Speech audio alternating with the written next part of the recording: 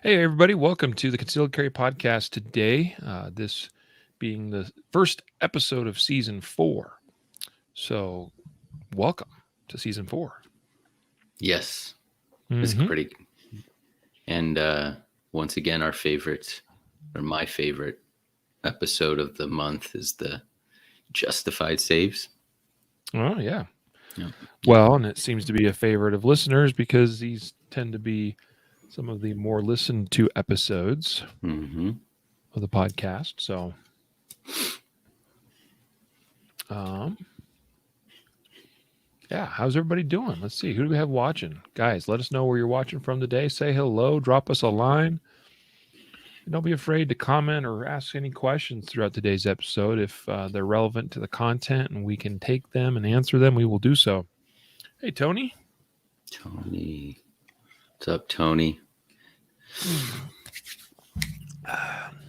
Got some, since we've been out for a month, we didn't have a DGU or Justified Saves episode last month. So a couple of these are a little over 30 days old, the stories. But Yep. I thought they were important to include nonetheless. No problemo. Yeah, we did miss that episode last month. So I'm glad to be back doing it. Mm-hmm. Hey, John. Hey, Tactical ADV, Tactical Advantage. That's my buddy Chris. Hey, Paul, Sheena. Welcome. James from Mississippi. Thanks for watching. Well, guys, without further ado, I think we're going to jump right into it. All right. We're a little late getting the episode kicked off today. Matthew had some computer issues. I had some other things that came up. So we're a little delayed, and let's get the show on the road. Let's do it. All right. Here we go. In 3, 2, 1. This is the Concealed Carry Podcast, Season 4, Episode 1. And welcome to the Concealed Carry Podcast, part of the concealedcarry.com network, brought to you by Excess Sites. Today is Wednesday, October 6th, 2021. As of the recording of this episode, I am your host, Riley Bowman, joined today by Matthew Maruster. What's up, sir? How are you doing? Hey, buddy. Has it been already like 2 weeks or so since we last saw each other in person at the Guardian Conference? It has been a while, yeah. Yep, it's gone by fast. I only wish we weren't so busy. We could have just like hung out more.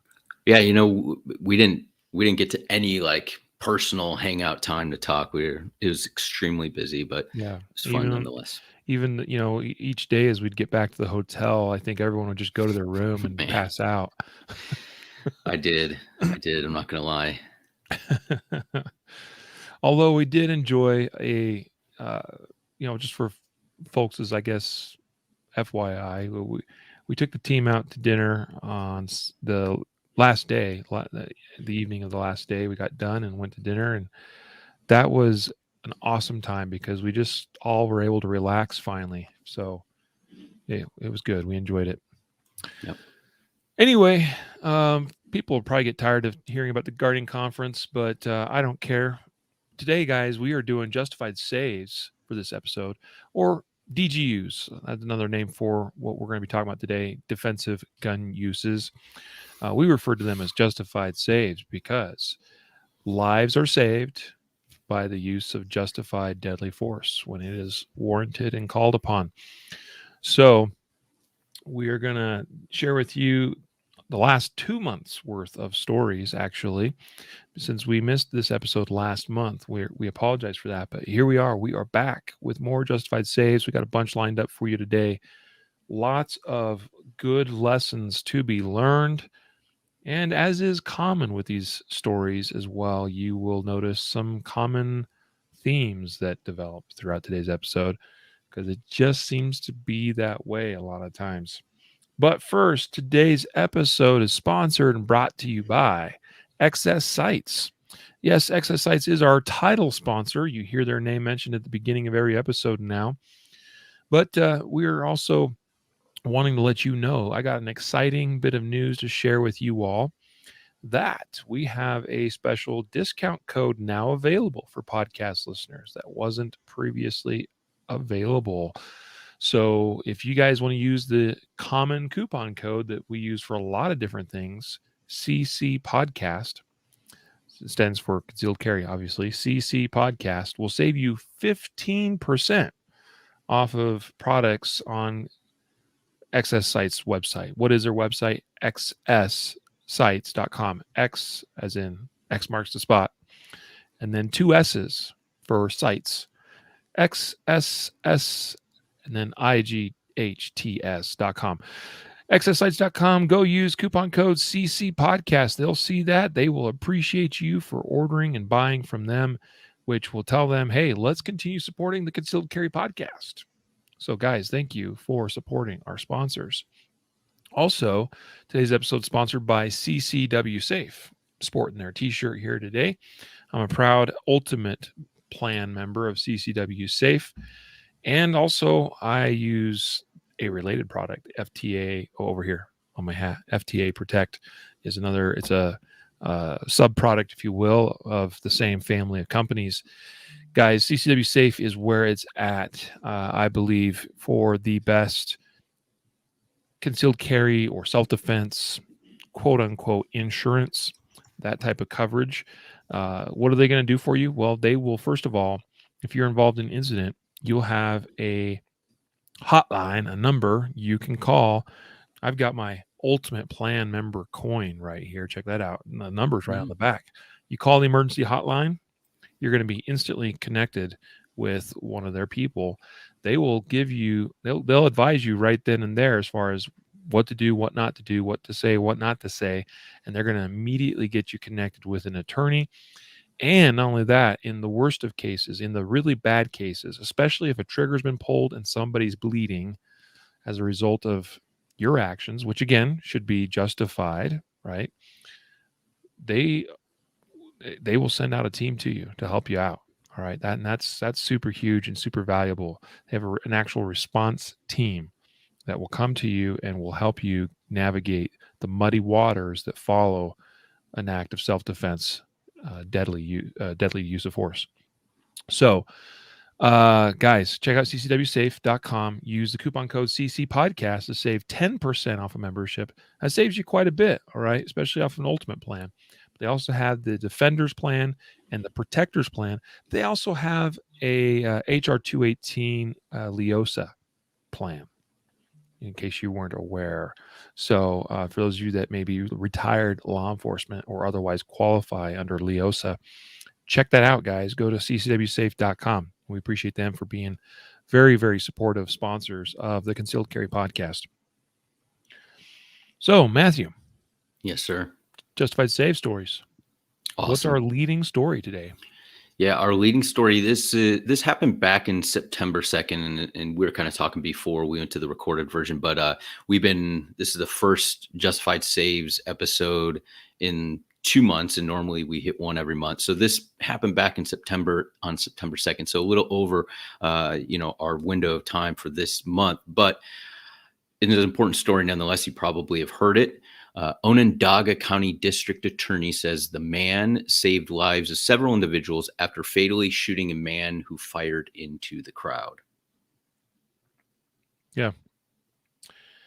There's not a lot of details on this story, but that's pretty much what happened here. You had this individual who was armed, made threats towards this crowd of people, and then fired shots. It didn't really specify how many shots were fired. It didn't even say whether anybody was injured, at least that I recall seeing. So that's very unfortunate. But here's the thing. This is Syracuse, New York, right? Syracuse Police Department, it was the district attorney's office, actually said the actions of the man who responded with deadly force in defense likely saved several lives. But are you going to see this hitting the major news networks? No. Are you going to see this land on the FBI's reports of mass shooters and see how a good Samaritan here saved lives of others? Probably not. The man that used deadly force in defense of these people had a valid pistol permit for his 9mm handgun.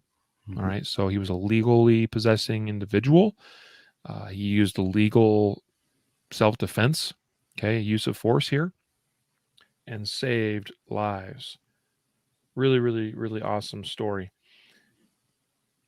So, yeah. Yeah, and these types of stories, it's important because the narrative always around firearms, and I know we're preaching to the choir here, but is always that they're used, far greater percentage they're used in nefarious contexts, right? Like homicides or accidental shootings or this or that, and quite often we see people using firearms defensively in stories that make the news, but oftentimes not even reported because there's no shots fired, or just local news covers it and they don't really cover it at all. Just guy defended himself, and um, that's about it. It's a one liner. And so I think it's important to highlight, especially these types of situations that could, like, almost, it's almost hard to argue that this wouldn't have been worse had someone not intervened at that moment. We could what if a lot of situations, but this is it's sort of hard to say a guy firing rounds indiscriminately into a crowd would have stopped on his own, because he values human life or whatever. He was stopped because somebody stopped him, I think. I mean, but who knows? But I thought it was important to pull this back, even though it's from September 2nd, September 3rd timeframe. Mm-hmm. Yeah. One thing that I did find to be unfortunate about this particular story is it did say that that the man that shot the violent man here, the man that the criminal here, and other witnesses to the incident apparently have received threats and suffered property damage in what police believes to be retaliation. So that's unfortunate.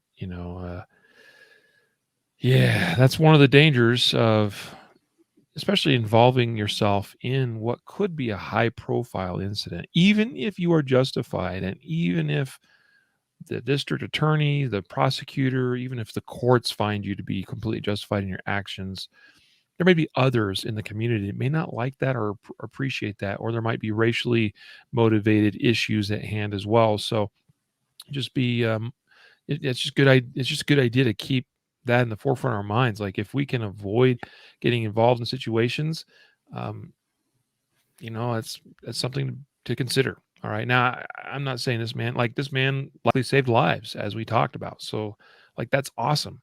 Uh, I'd rather it come, I think that he did the right thing, but we got to be prepared for sometimes the other repercussions that may arise from our involvement, especially in other people's problems. Mm-hmm. Next up, story out of Memphis, Tennessee. This one makes me really angry. Mm-hmm. All right. Because this is something we've talked about so many times on this podcast. And I know that not everybody listens to the show. But I'll say this much before I go into the story, I might get a little bit fired up. Folks, if you would please share the Concealed Carry podcast with your friends, neighbors, family, coworkers, anybody that you think, anybody that owns a gun or carries a gun or might have a gun at home for home defense purposes. Like they should be listening to Concealed Carry podcast because we bring you stories like this next one specifically to help you understand why we preach what we preach on this podcast. All right. One of those things is we don't shoot at shapes, shadows, and sounds. The triple S disease, as Jacob has coined the phrase. And we don't go looking for problems, even within our own home, if it can be avoided. Okay. We've talked about that many times. All right. There are smarter ways of doing things. Here's the story. Memphis, Tennessee. A Memphis man is charged with reckless homicide after his daughter was shot and eventually died from what the police have said was a tragic turn of events. According to Memphis Police Department, 31-year-old William Oliver was checking his house for intruders early Friday morning when the child's mother alerted him to a noise. Oliver checked the bedroom closet, it says, and when he slid back the door, saw a silhouette and fired one time. Standing in the closet was his 8-year-old daughter, who was struck in the upper left chest. Her mother rushed her to the hospital, where she unfortunately succumbed to her injuries. And the father here was charged with 1 count of reckless homicide. You have an entire family here destroyed by a very poor decision. You have a innocent child with much potential dead, and you have the father of this family who's likely going to end up behind bars because he felt he needed to go out and search his home with gun in hand and didn't have the discipline to as to how to handle himself with that gun. Okay. One of our first priorities when we're dealing with what might be some kind of incident or intruder in our home is making sure that those that we care about are secure. All right. Now, things can change, right? Just because you check on a child and they're in one place doesn't mean that they might not be in a different place later on. But you should have a plan in place. If you think that there truly is an intruder in the home, there's a lot of different ways you can approach it. One of the most common things that we talk about in this podcast is what we call isolating the family and defending the room. Okay. And that terminology can be used quite broadly. For instance, you might have a bunch of rooms clustered together in your home. And if you have a hallway leading to those bedrooms, that hallway might be the only point of entry and therefore the only thing you need to be concerned about defending. And you might not necessarily need to consolidate all the family members into one room, right? So by isolate the family, defend the room, doesn't necessarily mean we have to get everybody in one room, but in one part of the house can work if there's limited access to a part of the house. Some homes have bedrooms spread across the home. I'll be honest with you, as nice as it sounds a lot of times for parents to have space between their room and their kids' rooms, I actually specifically in a home look for rooms clustered together because it's easier to defend. But that's not always what we're all that's not what we're not all able to do that. Maybe you don't even have much choice in where you live or what there's always compromises. Well, I wanted this, but we couldn't get that, and get these other things we needed in our home. So if you got bedrooms spread out throughout a home, you need to have a plan for how you're going to deal with things. All right. Here's another thing. You need light.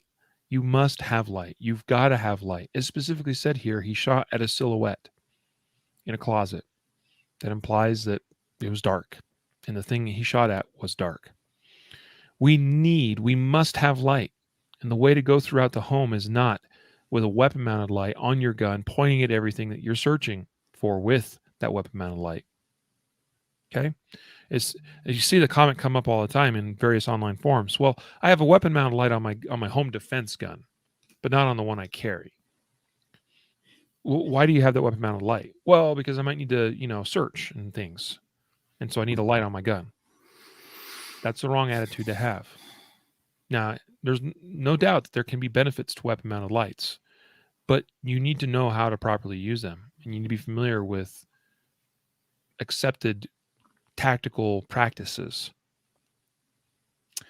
It makes me very frustrated to read about stories like this that could have been completely and totally avoided.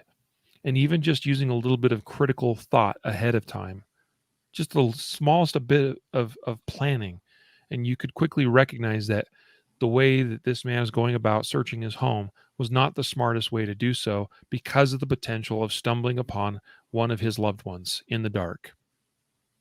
So guys, put together a plan and get it flippin' figured out. That's all I got to say about it.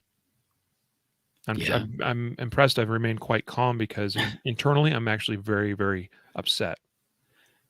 Well, in preparing for these episodes, I always pull the articles, the stories to put in and include.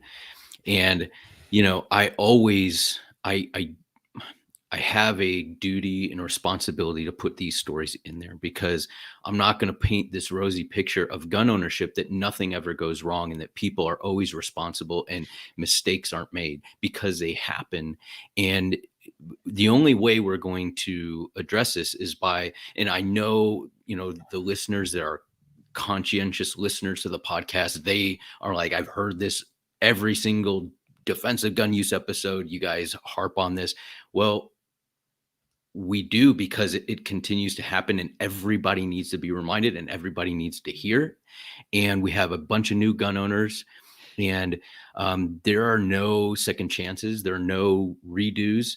And we got to think, we have firearms, and people will say, well, I have it to protect myself and my family, to protect life, right? If you have a firearm to protect life and you don't do things that go along with protecting life, and you do things um, uh, half-cocked, or emotionally, or not using best practices, then you're not really concerned about protecting life. You're concerned about doing it your way. And when I was getting these stories together the other day, I reminded me of an article I wrote, 2018, about this very thing, about searching your home in unnecessary times and things like that, right? When it's not called for, and how much backlash like I got when I wrote that, and people were like, "Oh, you don't care." So I kind of reworked it when I was looking at this and republished it. And I'm not going to say who commented this. This is just one of the comments on the post, but it said, the question was, should you search your home for the bad guy? The response was, yes. Don't you want to protect your family? Let criminals get away with whatever they want. This is what's wrong with society. No, sir, you're wrong. I'm sorry. There is right and there's wrong. You're wrong. This is not what's wrong with society.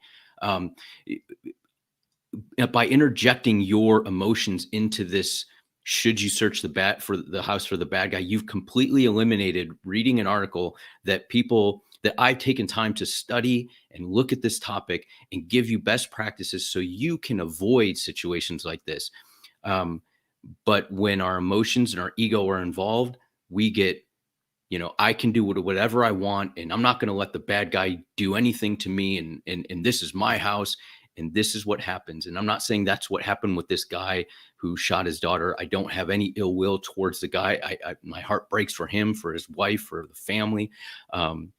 But we have to address these things. And I think we spend a lot of time on this, but it just is one of those situations that we cannot just gloss over it. It's so important. So important. Yes. Oh. And I appreciate you sharing your thoughts as well. Yeah, we did spend a lot of time on this one story, but I mean, in the course of this podcast, how many other similar stories have we shared? Can't keep track. Too many of them. Mm-hmm. So seriously, folks, for the benefit and safety of those you care about and those in your lives, please share the podcast and share these lessons with others where you can, please. Because that's one of the big reasons why we do what we do, is to get this kind of information out there so people are aware of it and people are thinking about it and asking those tough questions about, what would I do in situations such and such. Mm-hmm. Got to ask those questions. You got to plan for those contingencies and what can go wrong and all of that. Got to figure it out, and that's called putting together a plan. A home defense plan is a really good thing to have in place, and actually, just because we're talking about it, and it's been a while since we've probably brought it up, but folks, go check out our pretty extensive online and DVD training course called Complete Home Defense. What's that? Complete Home Defense. Complete Home Defense. Thank you. My mind just went blank for a split second. I think if you go to concealedcarry.com/CHD for Complete Home Defense, I believe that'll take you right to a page where you can order that if you'd like. All right. And I suggest that you do. Fox4KC.com a story out of Grandview, Missouri, and the title of it here is "Gunman Shoots Customer Who Tried to Stop Robbery at Grandview 7-Eleven." Matthew, give us a rundown on this one. Yeah, so two guys enter a 7-Eleven with firearms. They're robbing the cashier, and a guy comes in, tries to intervene, and gets in a shootout with the robbers. He gets shot. It's not clear if either of the two bad guys get shot or anything like that because they flee. And our good guy or guy, good Samaritan who intervenes, is shot. He's taken to the hospital, expected to survive. But this is one of those things where, we have to know, just like you were talking about, Riley, like we have to understand, like, what are the consequences if I do A or B? And what are the potential outcomes? Being shot is always a potential outcome when you get involved in a shootout. Not saying that he did anything wrong.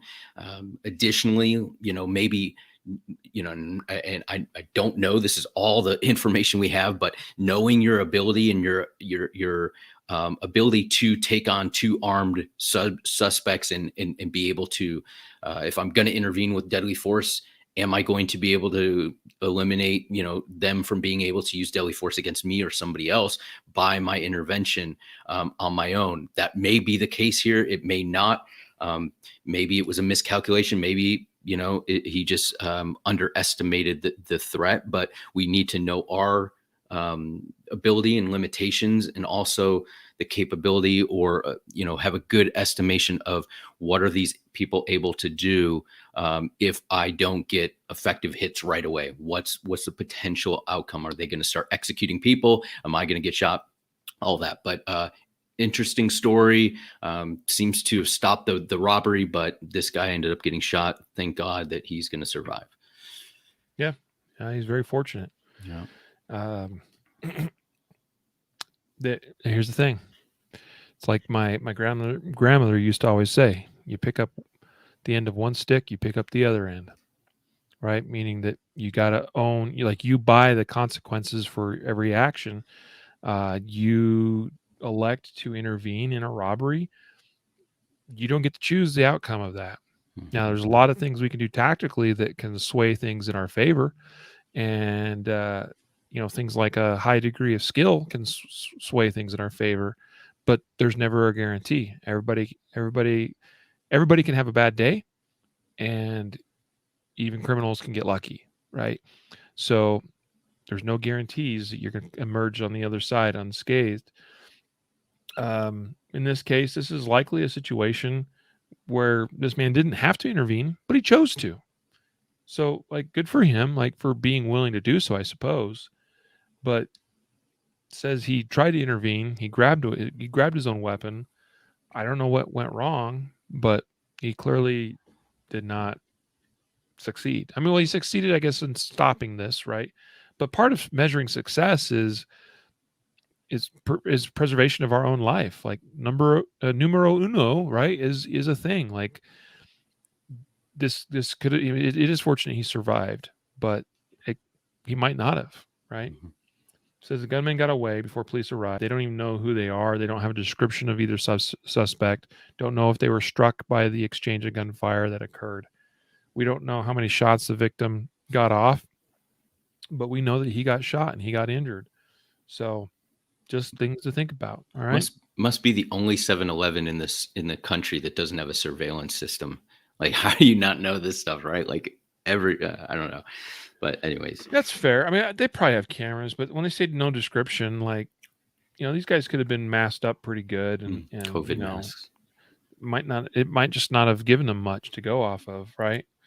Two men dressed all in black with black hoodies and masks over their faces. I don't know, man. So here's an interesting one. And actually, you wrote this article, Matthew, so you should probably talk about it a little bit. But the article on our site at concealedcarry.com is called "Can You Shoot a Peeping Tom?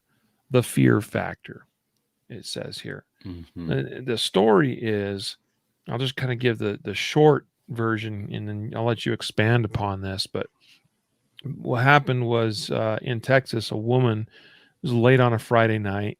She heard some noise, looked out her window, and saw an unknown man outside her home. She said that the man was looking at her through the window. She armed herself with a rifle and shot several rounds at the man from inside her bedroom. The man was struck a number of times and died at the scene. She claimed she shot the man in self defense. Mm-hmm. I mean, based on those details, there's just a dude standing outside, and she shot him. I don't know. I mean, you obviously you wrote this whole article and provided a bunch of analysis. What's your take on all this? Give us a Yeah, summary here. the so we get a lot of times we're talking about stories or incidents where people shoot through the door, right? Like somebody's outside their door, they shoot through the door, they shoot through a window, or they shoot through a wall or something at something. Um, and the reason why I decided to like kind of dive into a single incident and write about it was, number one, we see a lot of those types of things happening.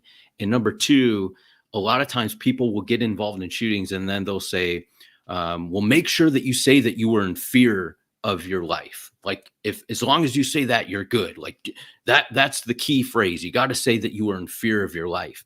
And so the reason why I said the fear factor was the justification for this shooting, and there's not a ton of detail in at least this was in September 14th when I wrote it, and I haven't seen any updated information that came out, but basically she was in fear of her life because the man was outside, and she was unsure what he could do. Like, I don't know what he was there to do. He wasn't there, he wasn't invited. I didn't know. He could have been a guy who wanted to climb in and rape me. He could have been a guy that wanted to murder me. I don't know. It could have been and so everybody starts chiming in. Well, it could be an ex-boyfriend. It could be this. I've seen this happen. And it's like, I would have been fearful if somebody was outside my window looking in. Well, sure. Yeah. I mean, that's why we have locked doors and windows, like, because we want to have some sort of standoff distance between the weirdo who's outside your window. Fear alone isn't enough to go and shoot somebody. Mm-hmm. Now, I don't know. There may be other information that comes out about this case that makes it a legitimate shoot. And it may be the DA decides, hey, this is not a great shoot, but we're not going to prosecute. I don't know what's going to happen. And that's really irrelevant. The point is that if you're going to use deadly force to protect yourself, you can't just say, I was in fear of my life because I don't know what the person was going to do, and therefore it's justified. There has to be other elements that meet the criteria of that threat being immediate, that you can't get away, that they have the opportunity and the ability, and there's a lot more that goes into it than just saying, hey, I was in fear of my life. And you can't just say, like, I don't know what the person was going to do. He could have been a rapist. Well, I don't know. That's true. He could have been, but he could have been a drunk person who is just walking around trying to find out how to get into his home, that he thought that this was his home, or whatever. He could have been that, or he could have been mentally disabled, or a person with dementia that's wandering around the neighborhood trying to find his way back home. Does that mean that it's okay to shoot him? No. Like, that's why we have to have other information before we just crank off rounds, especially through things at people that are outside our home. Mm-hmm. And so that's, if you want to know more, I'm not going to rehash the whole article. You can read it. It's on the website, but this kind of ties into several of the other stories we're going to talk about as far as shooting from inside your home, outside, through walls and doors and things like that. Mm-hmm. Yeah. The only way I could see something, and I'm going to be straight with this, the only way I could see this really being justified, as if she could clearly articulate that this man was standing out there with a projectile firing weapon of some kind, and that he was aiming at her or getting ready to shoot her.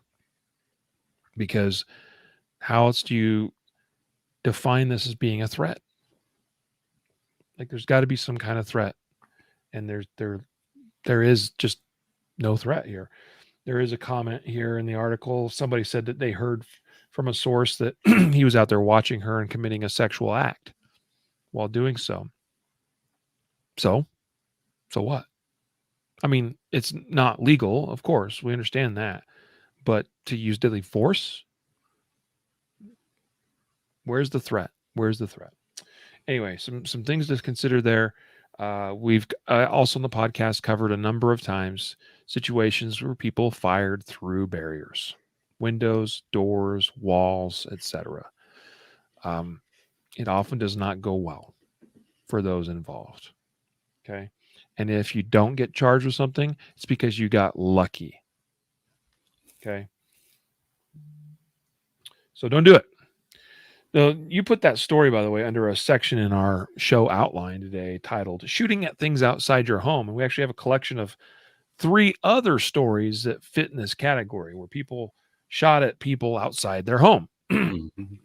So here's, or the situation started outside a home. Here's a situation where it was kind of similar, but this is what we would refer to as a good example versus the bad one that we just covered. This, according to the Sacramento Bee, a resident shoots and kills man who broke into home, California police say.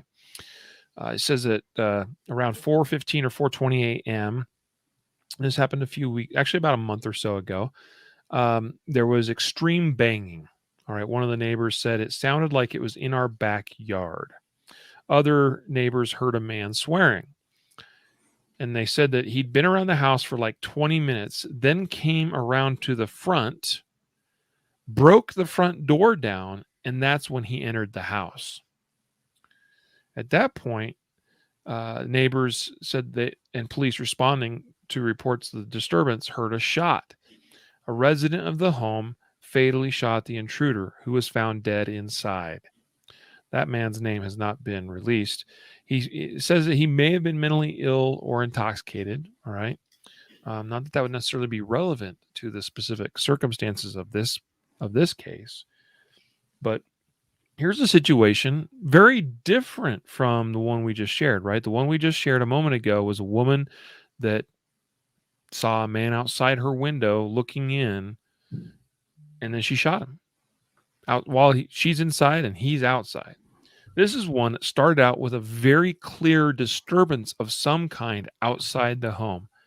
A stranger outside the home, banging around on the home itself, swearing up a storm, really raising a ruckus in the early morning hours of this particular day. And whoever was inside that home did not do anything other than I imagine they probably called 911. And obviously they armed themselves. Okay. But they didn't take any action towards this individual until he broke down their door and came in. Very, very different. So this was a situation that began outside the home, but then when it went into the home, when that potential threat went into the home, then that's when deadly force came into play. Mm-hmm. Yeah, and to you make a great distinction, right? Like, could this person have shot this person who is who could the homeowner have shot this intruder as they were breaking down the door? Yeah, they didn't have to wait until they breached the door and were running and hacking them with the knife and say, okay, now I'm okay. But they had the ability to they used the locked door and the security of their home to say, that gives me time to get to a position where I can observe the door, or I can have standoff distance where they have to come down a hallway or whatever. So if they breach the door before the police get here, or if they breach the door and get inside, I have the ability, the upper hand to determine how this is going to end. Like, I can now shoot rounds before they can reach me, rather than shooting rounds through the door because I think that they might be trying to break in the door, or might be trying to get in, or I don't know what their intention is. Who knows? I'm just going to crank off rounds. They showed great restraint throughout this process or throughout this incident where I am sure that this person could have said, well, I feared for my life when the guy was pounding on the door in the back, in the back of the house and didn't even get around to the front of the house. He was there for 20 minutes. I'm sure that the person inside the home was fearful of their life, right? That's why they armed themselves and got to a position, a good position. But so this is where, fear alone isn't substantial or isn't enough for us to use deadly force against a threat. So I thought that's why I included it, because this shows that restraint and how this is cut and dry. Yeah, everybody's going to say this is a justified use of force. Whereas the other one, you're going to have people jumping through hoops to try to say, well, we think it was okay and this and that. I wouldn't want to be on that. I wouldn't want to have to, do some magic trick to make people believe that my use of force was justified. So. Yep. All right. So that was an example of a good use of defensive, justified, deadly force. Back to a less than ideal example. All right. If you don't mind, I'm going to take this story. Yeah, and then go I'll for hand it. off the final example from this series of stories to you. This one's out of Texas, Fort Worth area.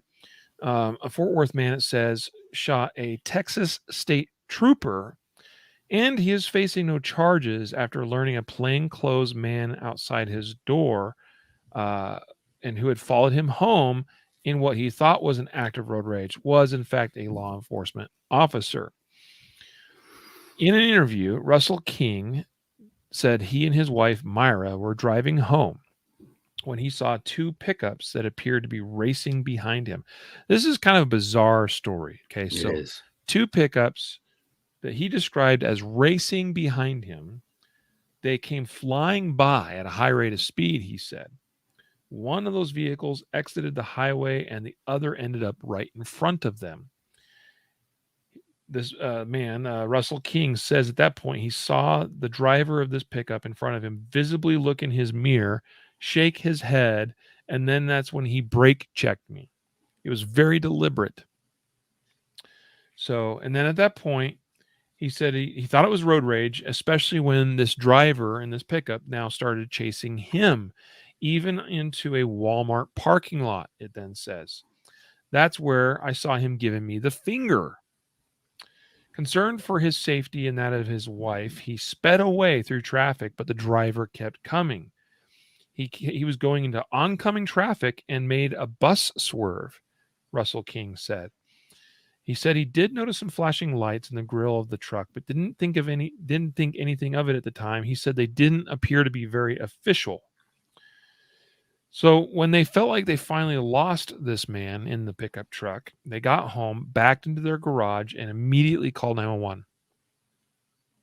Not sure why they waited so long to call 911. So I will just throw that out there. Like, he had his wife with him. Like, she could have easily been on the phone during the entirety of this event, and it would have been wise to do so. So just something to think about there, Russell, if you're listening. He says, I've never been so scared in my life. I really felt... Oh, wait, hold on. I jumped ahead here. A few minutes later, the man in the same pickup pulled up in front of their house. He said he watched on his live camera system as this man pulled out what he thought was a gun and then approached the house and knocked loudly. This is where he said, I've never been so scared in my life. I really felt as if he were there to harm my wife and I. Please go away. We called 911. He said that he and his wife yelled. The camera captured what happened next. Russell King, shot through the door. The man was hit in the shoulder and ran. At this point, police arrived and they took Russell King into custody, handcuffed him, put him in the back of a squad car, and informed him, you just shot a state trooper. All right. He said that there was no identification, there was no vest, no badge, just a brown shirt and jeans. Turns out this was an undercover special agent in the state of Texas. For whatever reason, it doesn't explain the actions of this police officer. Not even close. I can't even imagine what was going on there. And I think that's probably something that should be looked at and investigated on the law enforcement side. Okay. But it also doesn't explain the actions of Mr. King here, who just fired through his door at an unknown man. Now, he had justification as far as he saw him on his camera, saw him come up, saw him pull out a gun, didn't see any identification. The police said that this officer did identify himself as far as he yelled police, but Mr. King and his wife said they did not hear that.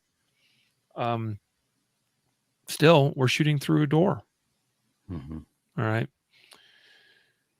So the thing is that I think he's not facing any charges because, number one, there's probably some fault on the part of the officer here that was chasing him down. Huge fault. And they're probably hoping that not pursuing charges helps, in that regard. And technically, I mean, this man was an unknown man. They didn't know who he was, thought he was just a dude, and they did see him approach the house with a gun in hand. Okay, so it's you can kind of see this and go, well, this seems reasonable, but what's not reasonable is shooting through a door. All right. Plus, you still have reasonable degrees of security and safety while you're inside your home. You have a great deal of advantage when you are within the confines of your home. You know your home, you know the layout of your home.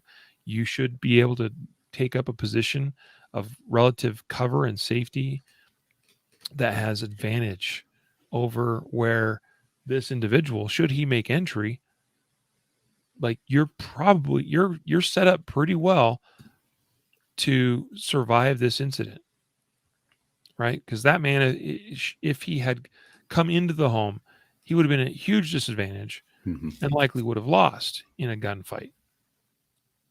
Anyway, point is, don't go shooting through doors. All right. Yeah. Not a good idea, not wise. Call 911 as soon as you are able to do so. And in this case, I would say definitely they could have called 911 a lot sooner. And that may have permitted law enforcement to respond a bit sooner and could have dealt with the situation sooner and actually gotten ahead of it before shots were fired.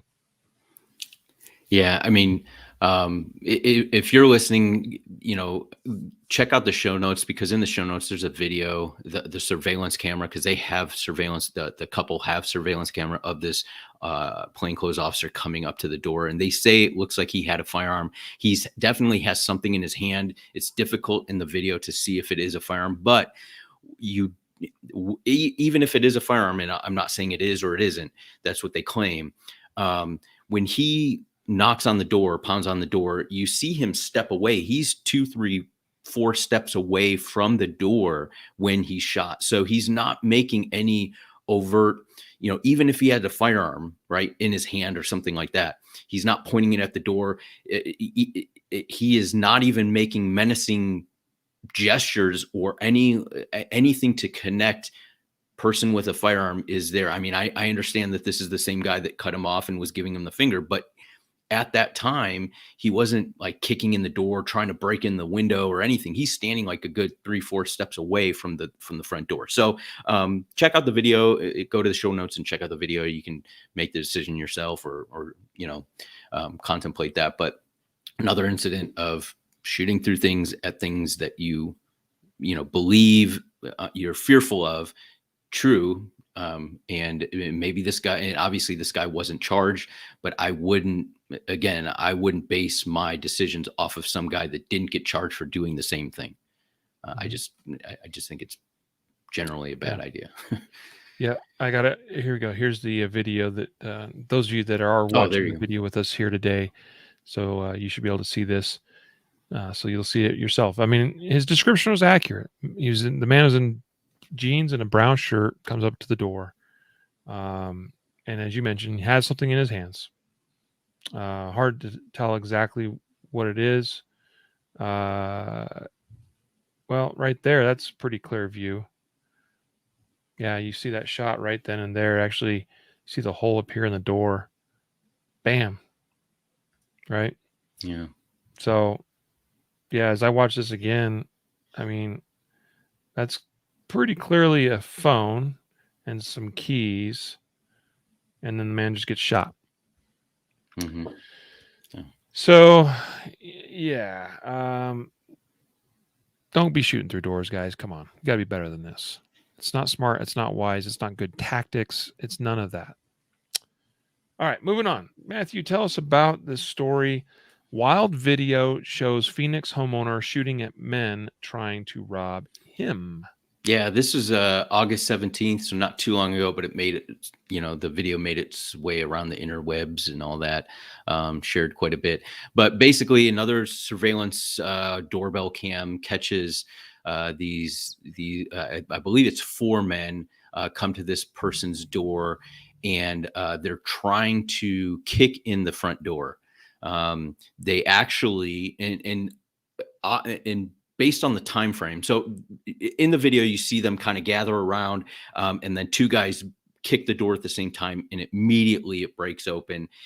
In almost within second, they start heading back out of the door because rounds are flying, from inside the home towards these guys through the door.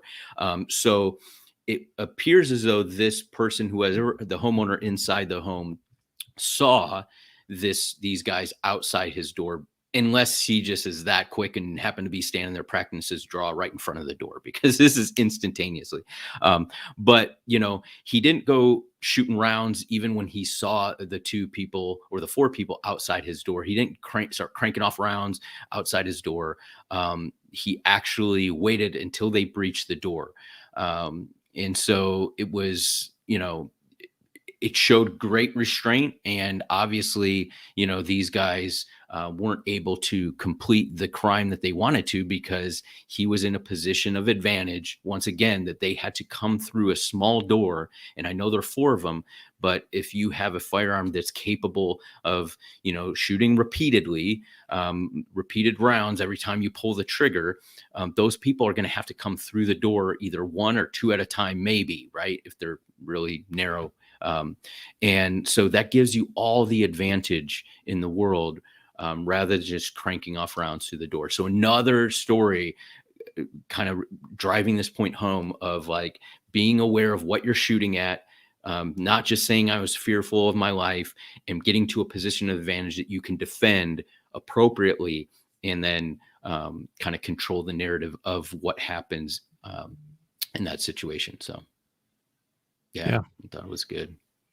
Yeah, pretty gnarly video. I mean, you could tell these guys, this is not the first time they've done something like this. No. Like you look at how they approach. I mean, they're working as a team. I can't just pause it and freeze a frame here, but they're wearing gloves, protecting their hands, preventing evidence, from being left behind. They're armed. One dude's got a shoulder bag, which I'm sure he was intent on filling with items from this person's home. I mean, they got a getaway driver, a getaway car. This was very well planned and staged as far as home break-ins go. So very, very gnarly. This Phoenix homeowner is very fortunate that they were able to prevail in this incident. But as you mentioned, they did, as far as we can tell, and there's not a ton of details on the story, but from what we can tell, they did everything right. They prepared themselves. They took up a position of cover and of advantage, presumably.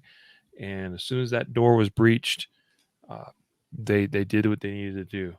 So pretty wild stuff. Yeah.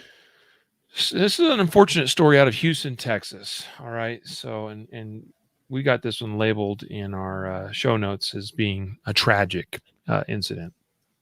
It is one of justified deadly force.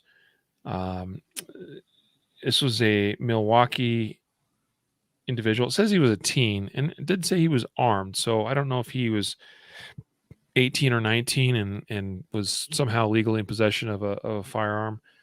But you had a Milwaukee young man here killed in Texas, however, after he confronted a robber with hostages. His mom actually moved him from Milwaukee down to Houston, Texas, she said, to try to get him away from the violence that was, that he was exposed to in Milwaukee. Unfortunately, this happened, a couple weeks ago, Mhm. September, well, yeah, like a week and a half or so ago, September 27th. Uh, he was at a convenience store, walked into it, and, or actually, let's see here. Was he part of the, yeah, he saw from outside. Mhm. Yeah, Yeah. so he went in there. So this man entered the convenience store and took the store employees as well as all patrons hostage. There was like two or three employees and, like it says here, five customers and three employees. So this is a pretty serious deal.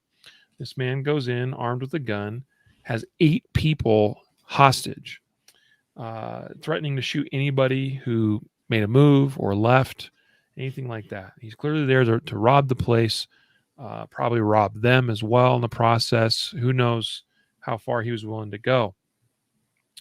This young man, his name is Antrell or Andrell Whitelow, saw what was happening from outside, and he entered with a pistol of his own, it says, and demanded that this hostage taker release the hostages.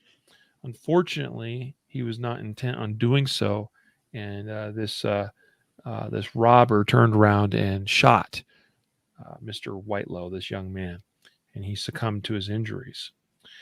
So, this is another story where it's like, well, certainly he was within his right to defend life and to intervene in the defense of these other people, these third parties. We always caution folks against getting involved in third party events, but one of the big reasons being is we don't always know what the complete picture of the incident is. Now, this one may have been pretty clear as to what was happening. A convenience store with people all huddled up in one spot with a man waving a gun around, that clearly has them hostage. So Andrell Whitelow decides to go in with a pistol and try to intervene. The problem here was probably more of a tactical one. We don't have a ton of details. I don't even know that we have a video or anything of this playing out, but it doesn't seem like he took action right away as far as like trying to shoot this robber. All right. Mhm.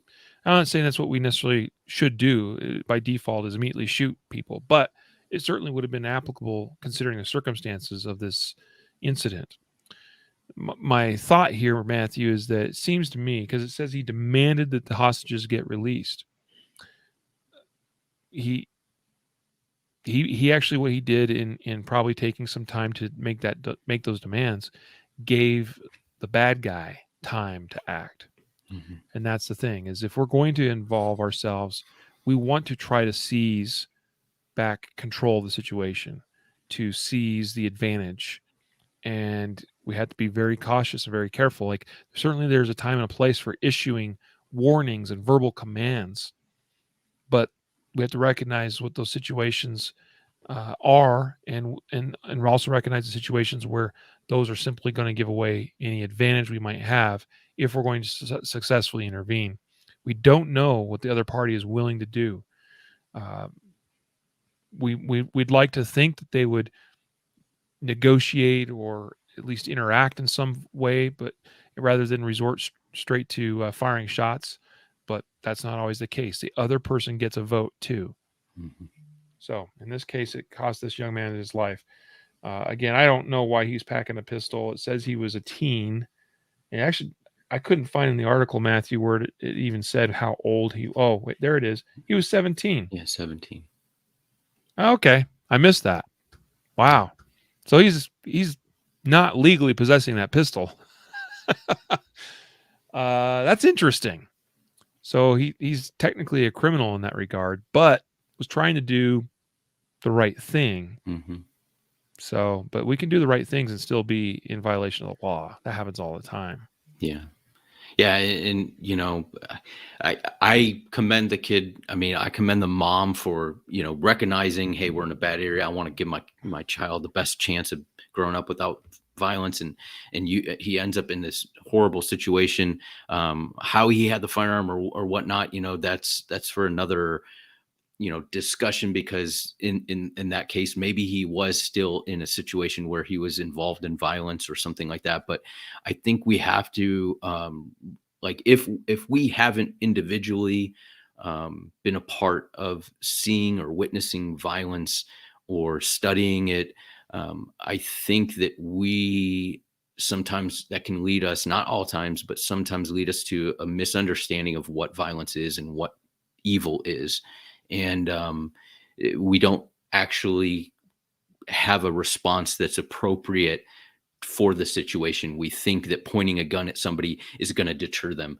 We're not willing to pull the trigger, or we overestimate or underestimate the person's abilities, whether it's with a firearm, a weapon, or they're just hand-to-hand combat, being punched in the face, what that's going to do to us and stuff. So I think if one thing I took from this that maybe resonates with somebody is understand what violence is, and that why we want to avoid it at all costs, and that it's not usually what we think it's going to be, like on the movies or something like that. Mm-hmm. Yep. I agree with that. Matthew, the next story here is out of San Antonio, Texas. Yeah. Which, by the way, I have a class that I'm hopefully teaching there if we get enough people signed up for it in San Antonio late January of 2022. Man pulls machete on driver who fatally struck girlfriend on Northside Road, San Antonio Police Department says. Yeah. Woman disregarded red light before car struck and killed her, police say. Yeah. This is bizarre. So dude's driving along. He's going through a green light, hits a woman on a bicycle that is, violates his right of way, obviously stops right away. And the boyfriend who is with the girl who got hit on the bicycle immediately pulls out a machete and starts to threaten the driver who just hit his girlfriend. Now, that's kind of like a bizarre situation that you're not expecting something to happen, right? Anyways, another driver who stopped in the intersection, who witnesses the incident, is a concealed handgun license holder. He has his firearm with him, and issues commands to the guy with the machete. Ultimately, doesn't have to fire any rounds. The guy with the machete calms down, stops, and police arrive, and he doesn't have to shoot. Guy doesn't get hacked up. And in the article, it says, guy who hit the bicyclist is not being charged. She was found to be in violation of the right of way and was at fault. And the guy who pointed the firearm at the machete guy, he's not being charged. And it appears as though the guy who was threatened with the machete is probably not going to pursue any charges against the dude who, was obviously distraught, but could have handled it much, much better. But kind of a bizarre story. 4 people's lives intersect into some weird way. And machetes and guns and all kinds of stuff are coming out. What I appreciate about this example, and this is one of our justified safe examples today. What I appreciate about this one is the fact that a gun diffused the situation without shots having to be fired. Mm-hmm. And we know that this happens actually more frequently than incidents when shots are fired. So the fact of the matter is, guns are commonly used legally and in a justified manner to stop threats and to stop situations like this, even without shots being fired. And that's important to recognize. It's both important for the anti-gunners out there to recognize that, hey, more often than not, I don't know what percentage, but it's probably 90 to 95%. I'd say at least 90% of incidents out there where a gun is used in defense, shots aren't fired.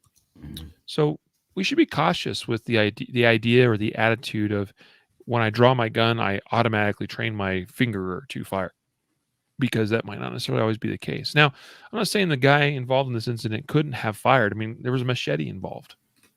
But the nice thing is that the presence of the gun was enough to change the course of the events here. The man intervened. The pistol, again was presented, if you will, and it stopped this attack from going any further. It's unfortunate this woman lost her life, but it was because she made a poor choice, and she basically rode right in front of this car, and the car had the right of way. So it wasn't any fault of the driver that was driving the car.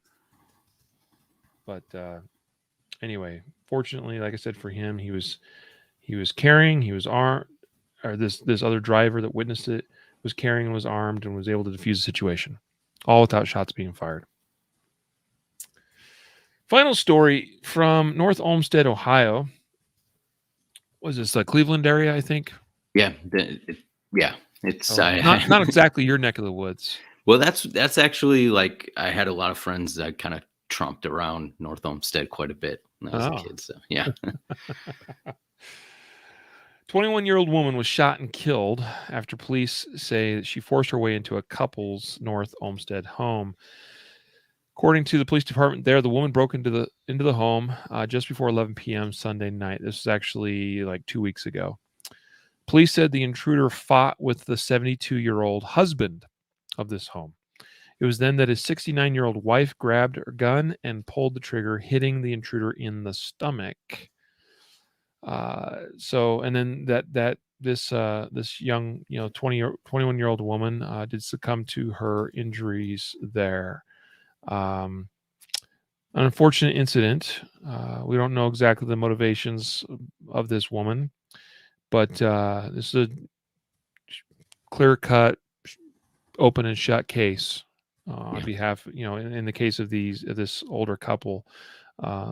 This is a very clear intrusion into the home at nighttime, and she fought with the husband. So in almost any state, you're going to meet the threshold for the use of justified deadly force in defense within a home, because we've got physical threat against occupants, someone that has made unlawful entry into the home, and so deadly force was used, and someone had to lose their life. And unfortunately, the 69-year-old woman has to live with that, but at the same time, she can live knowing that she successfully defended and maybe even saved the lives of herself and her husband. So yep, there you go. That's actually the last story that we have for you here today. Stuff happens. I don't know. What's North Olmsted like, Matthew? Is that a crime-ridden? No, it's part of Cleveland, or no, it's a suburb, mostly older communities and things like that. And this appears like, from the article, it says it's kind of a random thing. They didn't know the suspect. It's not a high crime area, really. Maybe petty crimes and property crimes and stuff, but nothing home invasion like, but yeah, 72 and a 69-year-old defend themselves against a woman breaking in, and have to fight her off physically, and then resort to a firearm. I mean, if there's not a reason to own a firearm for, self-defense, I mean, there you have it, Mm-hmm. Yep. There we go. Well, guys, I hope you enjoyed today's Justified Safe stories. Before we let you go, we do need to announce this week's podcast giveaway winner. Yes. And I'll let you know that this week we are giving away a package of dummy ammo from Ready Up Gear to our lucky winner. So very exciting for them. But next week we're giving away a free barrel block, caliber of your choice. Concealedcarry.com/podcast prize is where you can sign up for our weekly giveaways. So make sure you're doing that each week and have the chance to win. So for our lucky winner of the dummy ammo this week, Matthew, who is that individual? The individual is Brian. He didn't, leave us a last name, but he gave us an email address. So Brian, unknown last name, you are the lucky winner.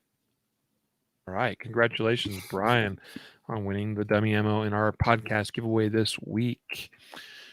So, guys, one last reminder and shout out to our sponsors today, Excess Sites and CCW Safe. Please support them and go to their websites, xssites.com and ccwsafe.com. And again, a reminder that we're excited to announce this new discount. Excess Sites came to the table with, actually reached out to Jacob and I earlier this last week and said, hey, we want to make sure your podcast listeners have a discount code. So they gave us one. And again, CC Podcast will save you 15% off Excess Sites products on their website. And the same code works on a lot of our other sponsors' websites, including CCW Safe as well. So, guys, thanks again. Appreciate it very much. Have a wonderful rest of your day. Jacob and I will be back here in a bit for our second episode today. And so until then, a reminder to train right, train often, and train safe so you can fight hard, fight fast, and fight true. Take care.